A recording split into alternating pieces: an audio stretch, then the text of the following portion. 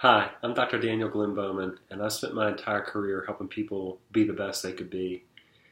I've had the privilege to work with a number of super achievers and to see what it took to help a person become a super achiever.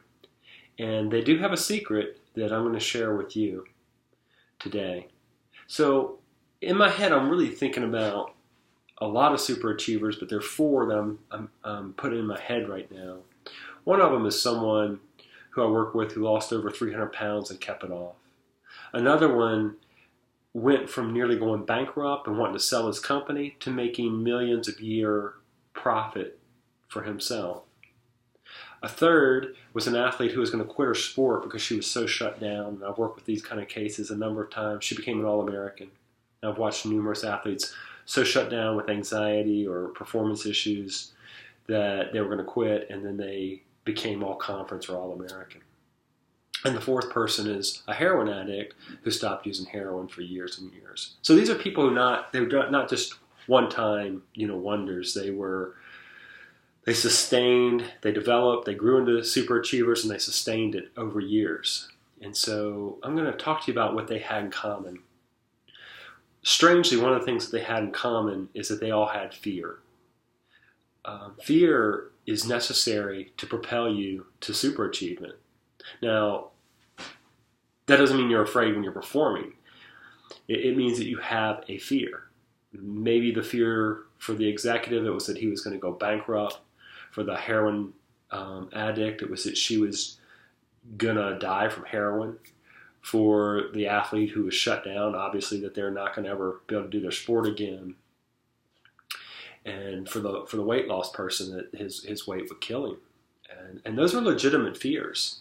Fear is a great motivator as long as you use it for fuel and you don't shut down.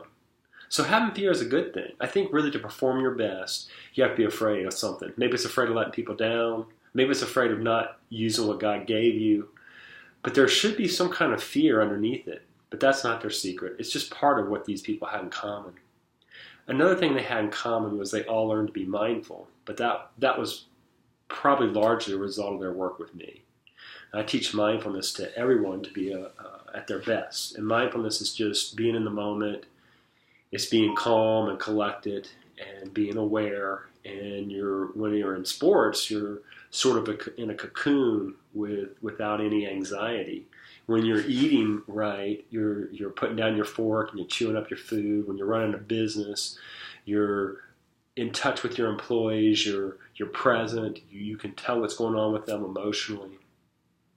So being mindful is something I work with all of them. That's going to help you get to your highest level, and all these super achievers did that. They were also optimistic, and I think the optimism, they learned, that's another thing. They were not optimistic when I started with them, but I taught them optimism. Now, I think optimism is very critical in being a super achiever. And optimism is, to me, it's the belief that your actions will result in an improved performance or an improved life.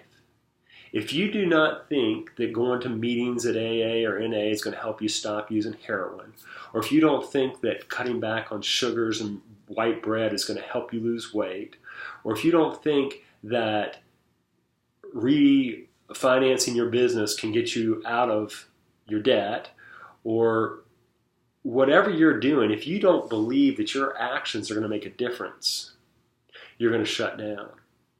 And the biggest difference between an optimist and a pessimist is how they deal with setbacks. We find that pessimists tend to shut down with setbacks, and optimists try harder.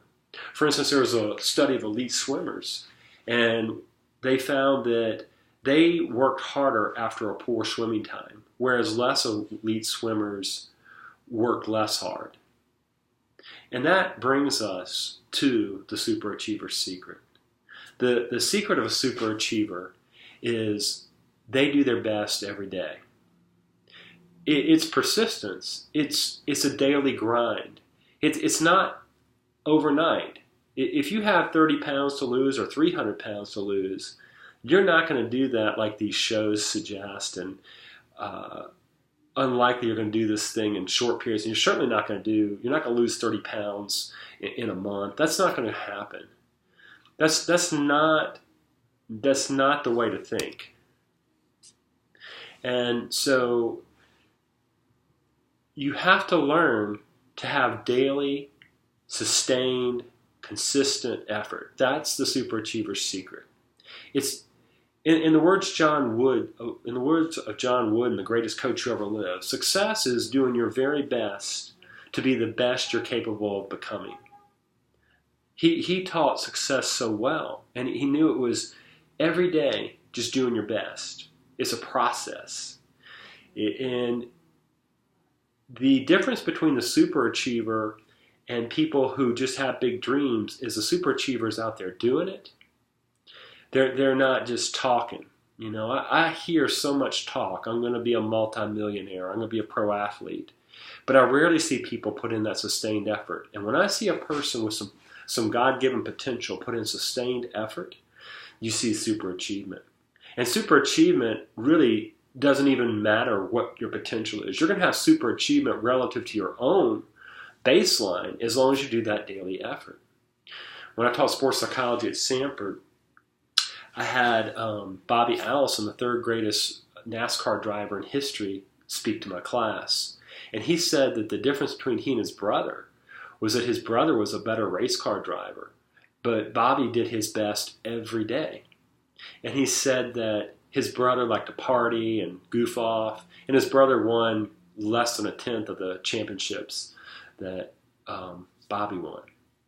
And I also had a guy named Jeff Schaefer speak to my class at Samford when I taught sports psychology there. And Jeff has developed, at that point, I think he had developed more young people into Olympians than anybody in the country. At least he received an award from the Olympics for developing young people into Olympians called the Developmental Award. And Jeff, I asked Jeff what was the secret to him having so many young people turn into Olympians, and he said that when he completed his diving at Wisconsin, he took special education, master's, and he learned patience and to reward gradual change because he worked with people who had special needs, and it would take him 3 weeks to help them lift a fork with some peas on it to their mouth. And I think that gives another insight in that we have to learn to appreciate gradual and consistent change. I don't consider myself a superachiever, but one of the things I did at Alabama was when I got my PhD, I got my master's and PhD in psychology in 3 years. And that was as fast as anybody's ever done it in the history of that school. And the difference between me and my colleagues, who many took 6 and 7 years or dropped out, was that I understood that it was your dissertation that took so much time in your master's thesis. And I just spent an hour a day working on that. Just an hour every single day, doing my best, doing what was the highest priority. And that was the difference between me and them. Now, a lot of weeks I wouldn't even complete the 7 hours. I'd start over fresh. But the idea is achievement comes from persistently doing your best, and it takes time and patience and optimism. So embrace the superachiever's secret, and let me help coach you to your highest level. Let's get together soon. Thank you.